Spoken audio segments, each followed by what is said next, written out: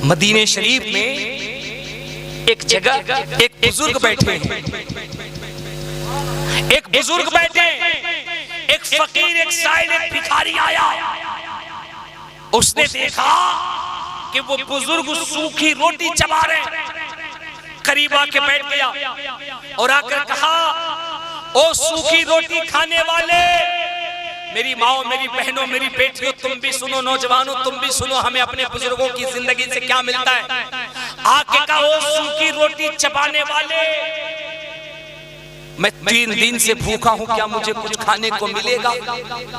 उस मर्द कलंदर ने इतना सुना, अपनी चादर हटाए, एक रोटी का टुकड़ा निकाला और निकाल के कहा, देख ये रोटी भी कई रोज से सूखी है, मैं इसे चिबा के खा रहा हूं, अगर ये सूखी रोटी खानी है तो यहीं बैठ जा, अगर अच्छा खाना चाहिए तो वो देख, वो सामने दरवाजा है, उस दरवाजे पे जाके दस्तक दे, अंदर से तुझे बहुत अच्छा खाना मिलेगा।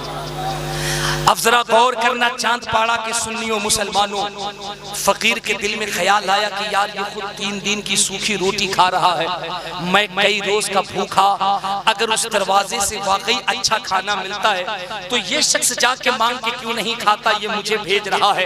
लेकिन फकीर था, उसने कहा कोई बात नहीं, एड्रेस बताने वाले, पता बताने वाले तेरा भला हो, हम जा करके कोशिश करते हैं, ट्राई करते हैं। फकीर वहां से उठा, उसका शुक्रिया अदा करता है और शुक्रिया अदा करने के बाद वो सामने गया और तवज्जो से सुनना, पूरी दिल लगा के सुनना मेरी बहनों तुम भी सुनना। अब वो फकीर गया है, महाराज जी क्या कहते हैं, अश्वमा शुगरु हते वदत्य जगतपति अशिनाश शादवन मटेचर्य गुणनवती। वो कहते हैं कि अगर दरवाजे पर ईश्वरा दूत के दरवाजे पर, यानी कि पैगंबर के दरवाजे पर ईश्वरा दूत कहते हैं जो ईश्वरीय पैगाम को लाता है, मैसेंजर ऑफ गॉड, जो अल्लाह के पैगाम को लाए, जिसे पैगंबर कहते हैं, जो रब के पैगाम को लाए। वो कहते हैं कि पैगंबर के अनुयायी उनके घर वालों के सामने जो मांगने के लिए जाए वो कभी मायूस नहीं लौटाते हैं। अब जरा ध्यान से सुनना, मैं इसकी तशरीह कर रहा हूँ। अब वो फकीर वहां से उठा है, सामने के दरवाजे पे गया,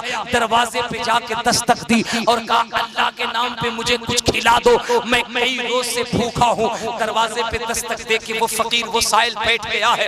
एक चाँद पाड़ा के सुन्नियों, आवाज देने की थोड़ी देर के बाद उस फकीर ने क्या देखा कि काशाने का दरवाजा खुला, और जैसे ही काशाने का दरवाजा खुला है, दरवाजे पर 2 नन्हे नन्हे शहजादे खड़े हैं, 2 नन्हे नन्हे शहजादे खड़े हैं। फकीर कहता, कसम रब्बे काबा की जिसके इख्तियार में मेरी जान है, वो कहता, मैंने मक्के मदीने को देखा है, मैंने मक्के मदीने के अतराफ को देखा है, मैंने अब तक जहां तक देखा, जहां तक घूमा है, मैंने एक से एक हसीन और जमील लोगों को देखे हैं, लेकिन आज मेरी निगाहों के कैमरे ने जिस हसीन शहजादों को देखा है, इतना हसीन चेहरा इससे पहले मैंने कभी नहीं देखा था।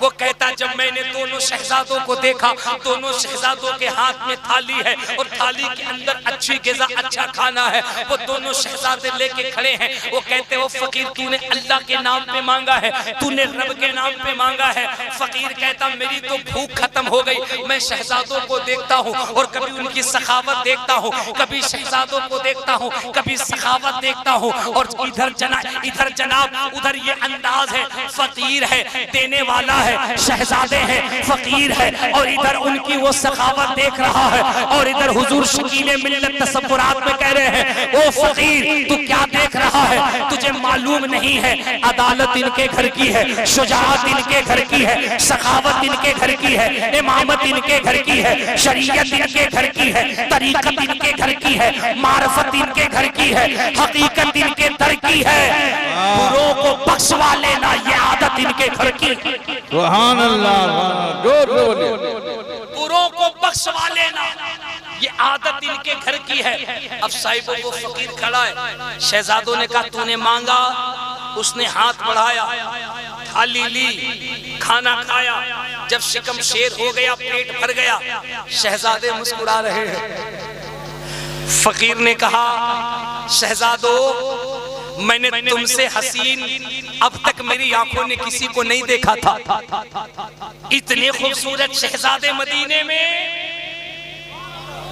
इतने हसीनो जमील चेहरे वाले बच्चे मुस्कुरा रहे हैं। जरा जोर से यार, जोर से जोर से। देखते सखी घराने की बात कर रहा हूँ। पंडित जी ने कहा ना, अश्वमा शुगरुहा देवदत्त जगतपति अशिला चचाद मन मटे चर्य गुणवती, वो ईश्वरा दूत के घर वाले कैसे देते। शहजादे मुस्कुरा रहे। फकीर ने कहा शहजादो एक काम नहीं करते। कहा क्या करूं क्या करूं क्या करूं। कहा वो सामने एक बुजुर्ग बैठे हैं जिन्होंने इस घर का पता बताया है, अगर घर में कुछ खाना और है तो ला दो। एक तश्तरी उसे भी दे देते। वो कई रोज की सूखी रोटी चिबा रहा है, ला एक प्लेट उसे भी दे दे, एक तश्तरी उसे भी दे दे। इतना कहना था, दोनों शहजादों की आंखें नम हो गईं। चेहरे पे एक अजीब किस्म की कैफियत आ गई। जब नम आंखें देखी तो सायल तड़प गया। फकीर ने तड़प के कहा बेटो रोने क्यों लगे, शहजादों अश्कबार क्यों हो गए, अचानक चेहरे पे ये आसार कैसे है। उस फकीर का नाम सुनते ही, उस बाबे का नाम सुनते ही शहजादों ने कहा ओ आने वाले फकीर, तूने खाना खाया तेरा शुक्रिया, तूने मांगा तेरा शुक्रिया। वो जिसके लिए तू खाना मांग रहा है तुझे मालूम नहीं, ये उसी सखी का दरबार है, ये उसी सखी का घर है।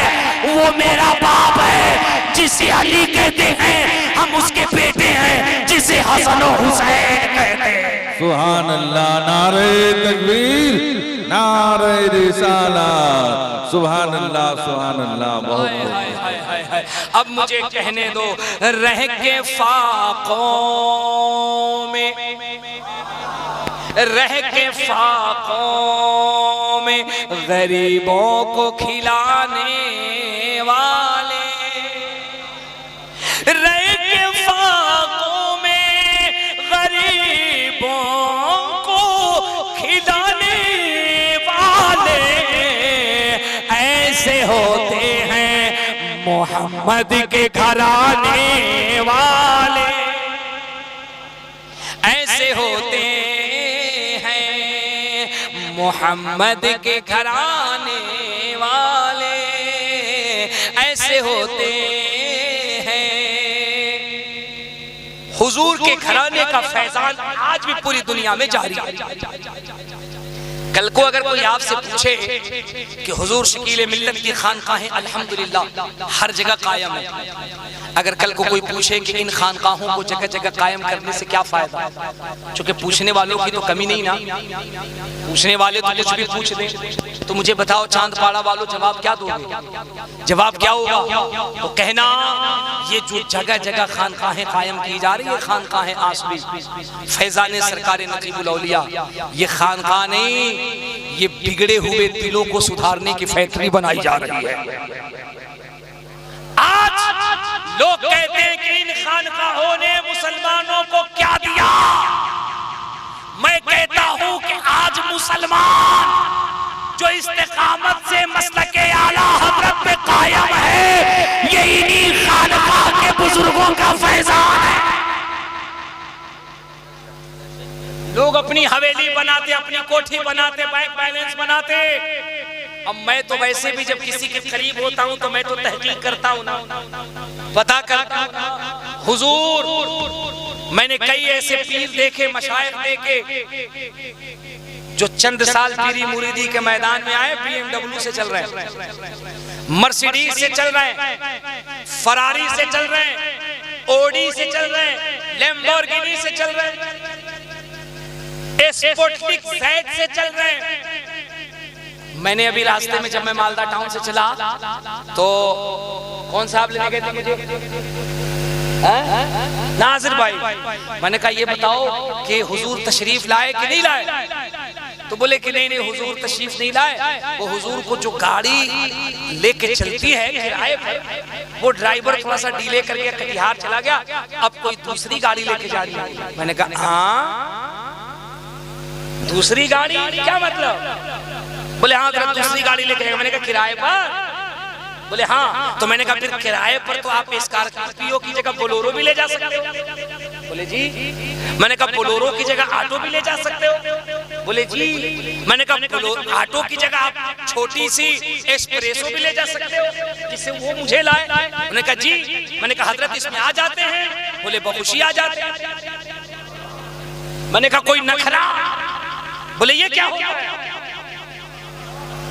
मैंने कहा कोई डिमांड? बोले ये क्या होता है? खुदा की कसम जब उन्होंने ये जुमला कहा तो मैं मचल गया। हमने अपनी आंखों से देखा, जब मेरे तालिब इल्मी का जमाना था, जब मैं बरेली शरीफ के मंदिर इस्लाम में पढ़ता था और पुराने शहर के नूरानी मरकज में जब मैं शोबे क़िरात में पढ़ाता था, तो मैंने देखा था जो रिश्ते में सरकार ताजुल शरिया के साले लगते थे, जिनको दुनिया हुजूर सदरुल उलमा तहसीन मिल्लत कहती है, हुजूर मैंने देखा था अगर उनको कोई रिक्शे में लेने के आ जाए तो भी खुशी से जा रहे हैं, अगर कोई कार में लेने आ जाए तो भी खुशी से जा रहे हैं, कोई पैदल लेने आए तो खुशी से जा रहे हैं। फिर मैंने हुजूर नकीबुल औलिया की जिंदगी पढ़ी, मेरे ज़बान से बेसाख्ता निकला, ये वो मर्दे कलंदर है जो पहले अपने नफ्स के लिए, अपने बच्चों के लिए मर्सिडीज नहीं खरीदते हैं, बल्कि उम्मत के लिए मसलके आला हजरत की खानकाहें बनाया करते हैं। आपको क्या लगता है? आपको क्या लगता है? हुजूर सरकार शकील मिल्लत अगर चाहे तो कल BMW ले सकते कि नहीं ले सकते? मैं धीरे से बताऊं, किसी को मत बताना, ये पर्सनल बात है जो मैं आपसे शेयर कर रहा हूं। मैं जानता हूं ऐसे ऐसे मुरीद हैं, हजरत सिर्फ इशारा कर दें तो कल दरवाजे पे BMW हो जाए। अब मैं धीरे से कह रहा हूं, इसको सुन दो, मामूली शख्सियत ना समझना हजरत को।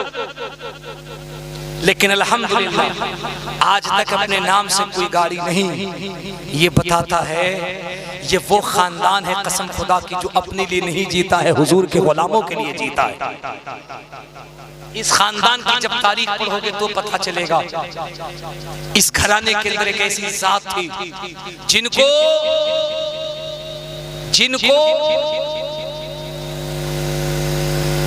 अल्लाह ने ये मर्तबा अता फरमाया था। हिंदुस्तान नहीं बल्कि पूरी दुनिया के अंदर जिन्होंने कसरत से मदरसों और मस्जिदों को और इदारों को कायम किया,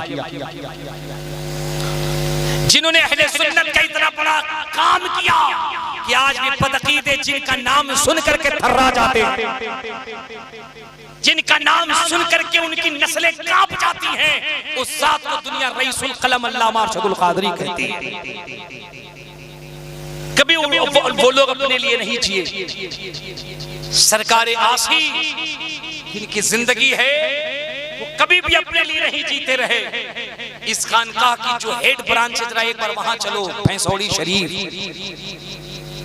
इन खानकाह के बुजुर्गों की जब जिंदगी पढ़ोगे तो पता चलेगा मुसलमानों ये अपने लिए नहीं जीते हैं, अगर ये जीते हैं तो हुजूर के गुलामों के लिए जीते हैं। ये जो जगह जगह खानकाहें कायम हो रही है, इसका काम क्या है? तो आओ मैं बताता हूँ। एक ऐसी ही खानकाह है दिल्ली की सरजमीन पर जिसको खानकाह निजामिया कहते हैं, और उस खानकाह निजामिया के अंदर एक मुरीद है जिनको अमीर खुसरू कहते हैं। जरा जोर से जोर से जोर से जोर से। पीर का नाम हजरत सरकार निजामुद्दीन और मुरीद का नाम हजरत अमीर खुसरू। वो अमीर खुसरू जिनके लिए पीर ने कहा मुस्तफा करीम की शरीयत इजाजत नहीं देती वरना मैं अपने साथ अपने मुरीद को कब्र में लेके चला जाता। क्या पीरी मुरीदी है? क्या ये रिश्ता होता है? पीरी मुरीदी इसलिए नहीं की जाती बच्चों ताकि मुर्गी बीमार हो कि पीर साहब दुआ कर दे। पीरी मुरीदी इसलिए नहीं की जाती कि अगर तुम मुरीद हो गए तो पीर साहब के हुजूर बकरी दूध नहीं देती, एक ताबीज लिख दो। पीरी मुरीदी का मतलब ये नहीं होता कि तुम अगर फकीर हो, घर नहीं है तो जाए कह दो हजरत घर नहीं है, दुआ कर दो कि बिल्डिंग बन जाए। और हजरत ने अगर दुआ नहीं किया या ताबीज दे दी, अगर 2 साल के अंदर बिल्डिंग ना बना तो कहता है पीर साहब के अंदर तो कोई पावर नहीं है, हम फकीर के फकीरे हैं, बिल्डिंगें नहीं बनी। बेवकूफ, पीरी मुरीदी बिल्डिंग बनाने के लिए, मुर्गा बकरी को ठीक करने के लिए नहीं।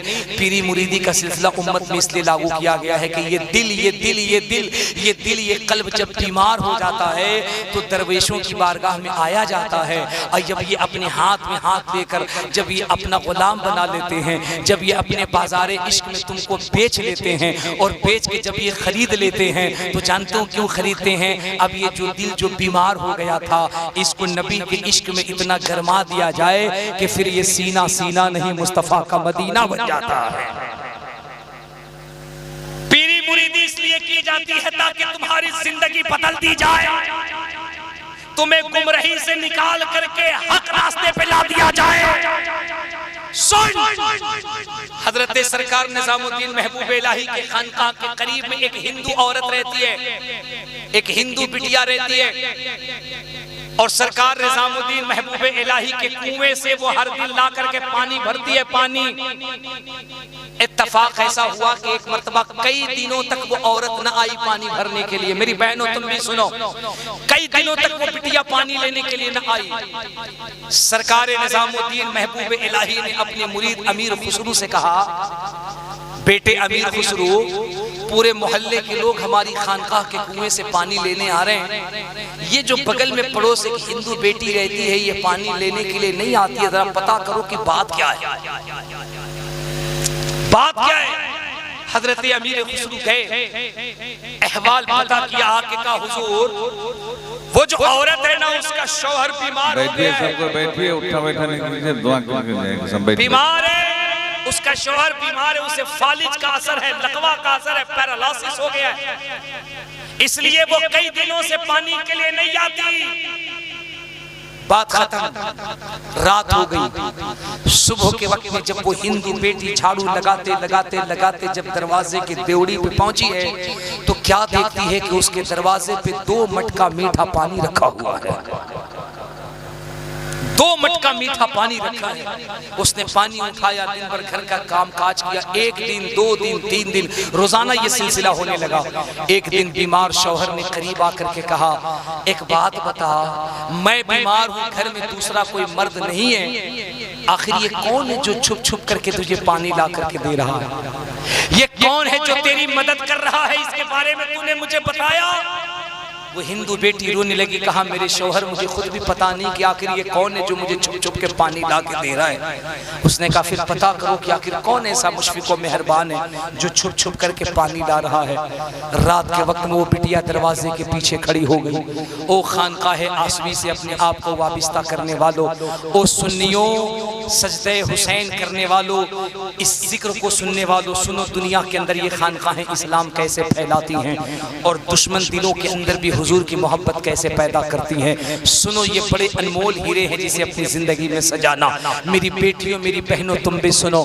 जब वो बेटी दरवाजे के पीछे खड़े होकर रात को छुप कर देखने लगी तो वो क्या देखती है? एक बुजुर्ग हैं जो जिन पर ज़ईफ़ी है, वो बुजुर्ग हैं, कदमों को बढ़ा रहे हैं और वो पानी लेके आते हैं, दरवाजे पे रखते हैं और चुपके से जाने लगते हैं। हिंदू बेटी दरवाजा खोलती है, दौड़ जाती है और जाकर के पैर पकड़ती है और पकड़ के कहती है, बाबा जानी तुम कौन हो जो छुप छुप करके 3 दिन से मुझ बीमार की इयादत कर रहे हो, मेरी खिदमत कर रहे हो, मुझ प्यासे को पानी पिला रहे हो, जरा अपना नाम तो बता दो। आने वाला पैर छुड़ा के तेजी से जाने लगा। वो हिंदू शहजादी रोने लगी और रो करके कहा, बाबा अपना नाम बता दो। जब बाबा ने अपना चेहरा हटाया है, बिटिया की चीख निकल गई, दौड़ के गई और अपने शौहर के कदमों में जाके सर रख दिया।